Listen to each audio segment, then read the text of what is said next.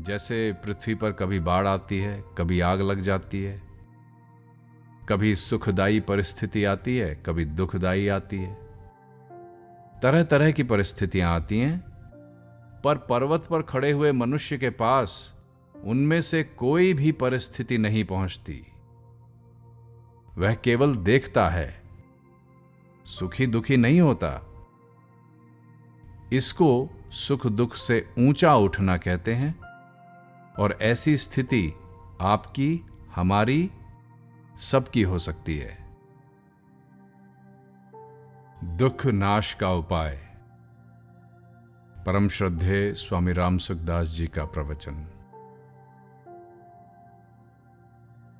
संतों से, शास्त्रों से मुझको ऐसी बातें मिली हैं जिनसे इस वर्तमान जीवन में मनुष्य मात्र महान आनंद को प्राप्त कर सकते हैं। इसमें केश जितना भी संदेह नहीं है।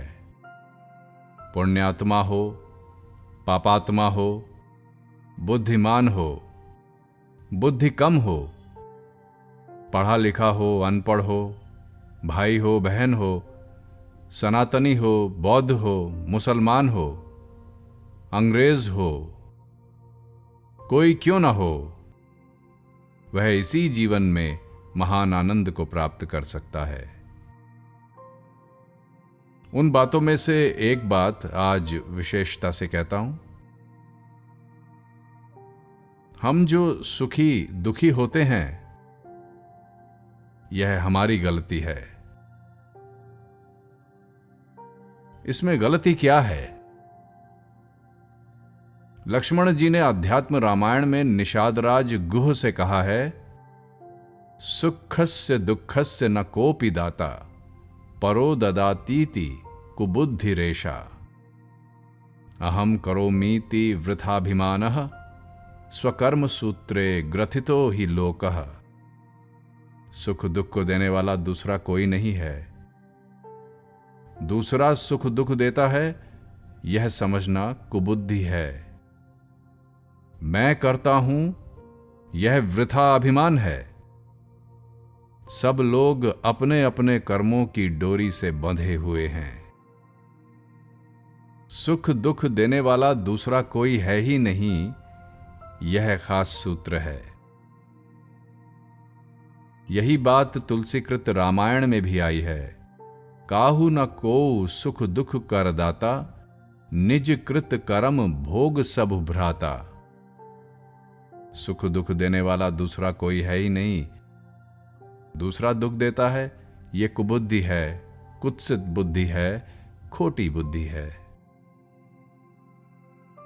अमुक आदमी ने मुझको दुख दे दिया, यह सिद्धांत की दृष्टि से भी गलत है। इस विषय में एक बात तो यह है कि परमात्मा परम दयालु हैं, परम हितैषी हैं, अंतर्यामी हैं और सर्वसमर्थ हैं। ऐसे परमात्मा के रहते हुए उनकी जानकारी में कोई भी किसी को दुख दे सकता है क्या?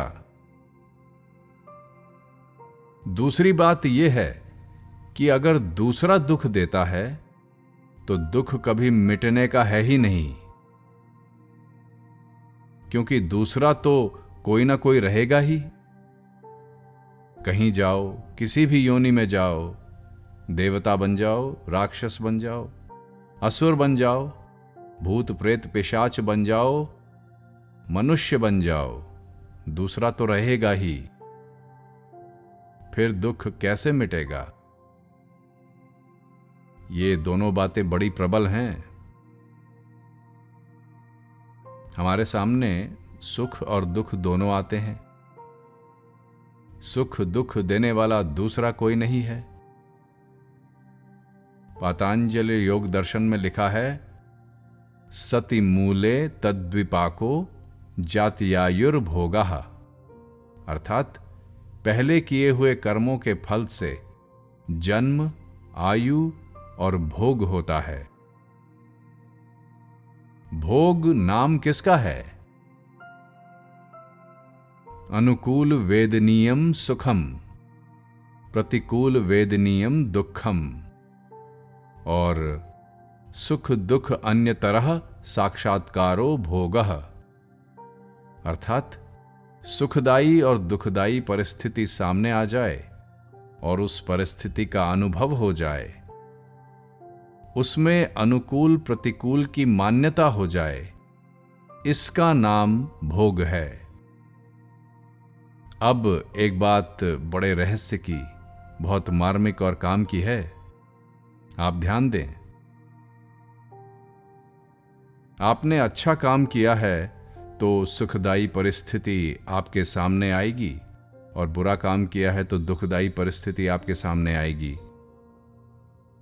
ये तो है कर्मों की बात। अब परिस्थिति को लेकर सुखी दुखी होना केवल मूर्खता है। वह परमात्मा का विधान है जो हमारे कर्मों का नाश करके हमें शुद्ध करने के लिए हुआ है। वह परमात्मा कैसे किसी को दुख देगा? मैं तो यहां तक कहता हूं कि सुख दुख देने के लिए परिस्थिति के पास समय भी नहीं है। वह बेचारी तो अपनी धुन में जा रही है, आपको छूती ही नहीं, फिर वो आपको सुख दुख कैसे दे सकती है? आप सुख दुख मान लेते हो, जो केवल मूर्खता है। इसीलिए सत्संग से, सद्विचारों से, सद्भावों से आदमी सदा मस्त मौज में रह सकता है, क्योंकि परिस्थिति दुख देती ही नहीं। दुख तो उसको पकड़ करके आप कर रहे हो। अनुकूल परिस्थिति मिले तो उसमें आप सुख मान लेते हो, और प्रतिकूल परिस्थिति मिले तो उसमें आप दुख मान लेते हो। ये गलती होती है आपकी। वास्तव में परिस्थिति तो जा रही है बेचारी। दिन रात की तरह ये सुखदाई दुखदाई परिस्थिति आती रहेगी। जैसे दिन के बाद रात और रात के बाद दिन आता है, ऐसे ही सुख के बाद दुख और दुख के बाद सुख आता रहेगा। मनुष्य के लिए कल्याण की बात खुली है। मनुष्य शरीर केवल अपना कल्याण करने के लिए है, भोग भोगने के लिए नहीं। ए ही तन कर फल विषय न भाई, मानस। सुख दुख दो तरह के होते हैं।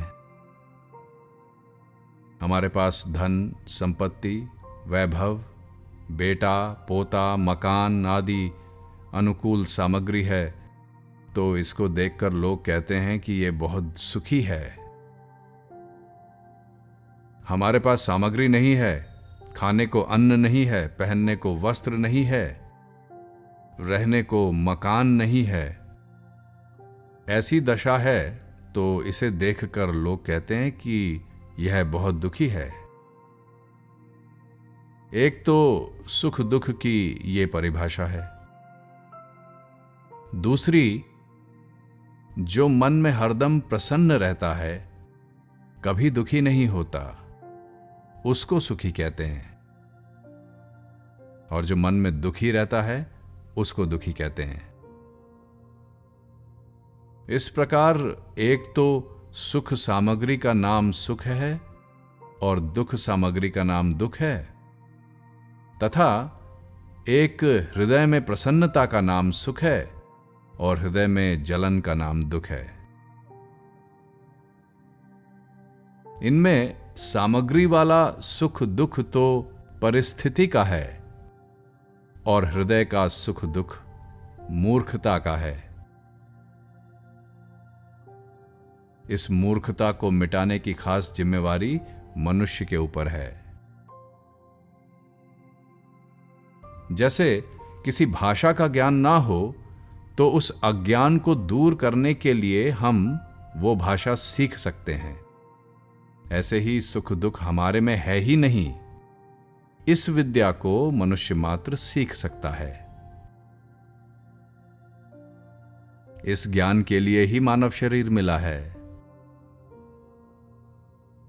अतः मानव शरीर में आकर सुखी दुखी नहीं होना है, उल्टा सुख दुख दोनों से ऊंचा उठना है। ये ऊंचा उठना क्या होता है? यही कि न सुख ही पहुंचता है और न दुख ही पहुंचता है। पातंजल योग दर्शन के व्यास भाष्य में एक श्लोक आया है जिसका मतलब है, जैसे पर्वत पर खड़ा हुआ मनुष्य नीचे पृथ्वी पर खड़े लोगों को देखता है, ऐसे ही प्रज्ञा रूपी महल पर खड़ा हुआ अशोच्य पुरुष शोक करने वाले लोगों को देखता है। समाधि अवस्था में योगी की बुद्धि ऋतंभरा अर्थात सत्य को धारण करने वाली हो जाती है। ऋतंभरा तत्र प्रज्ञा। विवेक विचार से भी ऐसी बुद्धि प्राप्त हो जाती है। जैसे पृथ्वी पर कभी बाढ़ आती है, कभी आग लग जाती है, कभी सुखदायी परिस्थिति आती है, कभी दुखदायी आती है, तरह तरह की परिस्थितियां आती हैं, पर पर्वत पर खड़े हुए मनुष्य के पास उनमें से कोई भी परिस्थिति नहीं पहुंचती। वह केवल देखता है, सुखी दुखी नहीं होता। इसको सुख दुख से ऊंचा उठना कहते हैं, और ऐसी स्थिति आपकी, हमारी, सबकी हो सकती है। कर्म 3 तरह के होते हैं, शुक्ल यानी पुण्य कर्म, कृष्ण यानी पाप कर्म, और मिश्रित। साधारण मनुष्यों के तो ये 3 तरह के कर्म होते हैं, पर कर्म फल का त्याग करने वाले योगी को किसी भी कर्म का भोग नहीं होता। उसके पास सांसारिक सुख दुख पहुंचते ही नहीं। जब ये पहुंचते ही नहीं तो फिर वो सुखी दुखी कैसे होगा? परिस्थिति कर्म निर्मित है। जैसे कर्म किए वैसी परिस्थिति सामने आ जाती है, पर वो सुखी दुखी नहीं करती। भागवत में कथा आती है, बाल्यावस्था में नारद जी महाराज की मां मर गई। बालक की मां मर जाए तो वो बड़ा दुखी हो जाता है, पर नारद जी दुखी नहीं हुए, प्रत्युत उन्होंने इसको भगवान का मंगलमय विधान ही माना। नारद जी की भजन में रुचि थी। भजन में मां बाधक थी, अतः वह मर गई तो भजन की बाधा मिट गई, इसलिए नारद जी राजी हो गए। तात्पर्य है कि परिस्थिति आदमी को दुखी नहीं करती, वह मूढ़ता से ही दुख पाता है। सुख दुख से सब के सब ऊंचे उठ सकते हैं, इसमें संदेह की बात नहीं है। 2 बातें मूढ़ता से होती हैं कि दुख तो दूसरे ने दे दिया, परो ददातीति, और सुख मैं अपने परिश्रम से कर लूंगा, अहम करोमीति। अगर अपने उद्योग से सुख होता तो आज कोई दुखी नहीं होता। दूसरे को दुख देने वाला कभी सुखी नहीं हो सकता, यह सिद्धांत है। श्रोता पूछता है, कोई आदमी किसी के पीछे ही पड़ जाए दुख देने के लिए, तो वो दुख में निमित्त हुआ कि नहीं? स्वामी जी कहते हैं, वह तो मूर्खता में निमित्त हुआ। दुख तो उसको मिलने वाला ही मिलेगा। जो दुख देने के लिए पीछे पड़ा है उसको भयंकर पाप लगेगा और भयंकर दुख भोगना पड़ेगा। परंतु जिसको दुख मिलता है उसका तो प्रारब्ध है। सर्वसमर्थ और परम सुहृद परमात्मा के रहते हुए परमात्मा के जीते जी कोई दुख दे सकता है क्या? मैंने पहले भी एक बात सुनाई थी कि नगर के किनारे जंगल में एक बाबा जी बैठे भजन कर रहे थे। वहां से कई आदमी धन लूटकर भाग रहे थे। पुलिस पीछे पड़ी थी। उन्होंने देखा कि मारे जाएंगे, तो बाबा जी के पास धन रखकर छिप गए। पुलिस वहां आई और धन देखकर बाबा जी को मारने लगी। बाबा जी बोले, बंधु तू जाने छे, यानी हे नाथ आप सब जानते हो। इसका अर्थ यह हुआ कि मैंने अपनी जानकारी में किसी को दुख दिया नहीं और मार पड़ रही है तो मैं जानता नहीं कि किस कर्म का फल है। हे भगवान आप ही जानो, मुझको इसका पता नहीं है। बिना कसूर मार पड़ रही है, इतने में भी उन्होंने किसी को दोष नहीं दिया। अतः जिसको मार पड़ती है उसमें ऐसा धैर्य चाहिए। दूसरा बेचारा दुख दे नहीं सकता, हम अपनी मूढ़ता से दुख पा रहे हैं। एक बात मैं और कहता हूं, दुख देने वाला दुख दे नहीं सकेगा, प्रत्युत सुख देगा। मैंने ऐसे देखा है, दूसरा करना चाहता है अनिष्ट और हमारा होता है इष्ट। ये मेरे अनुभव की बात है। श्रोता पूछता है, महाराज जी सुख दुख माना हुआ है तो नहीं? बिल्कुल माना हुआ है, तभी तो मिटता है, नहीं तो मिटे कैसे? सत्य का कभी अभाव नहीं होता। यदि सुख दुख की सत्ता होती तो वह कभी मिट सकता ही नहीं।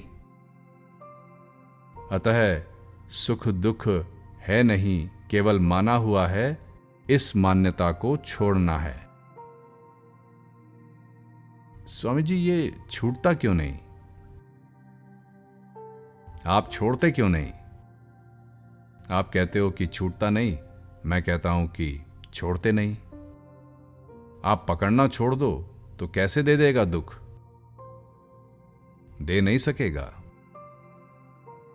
परंतु दुख देने का भाव रखने वाला दोषी पापी जरूर बनेगा, इसमें संदेह नहीं है।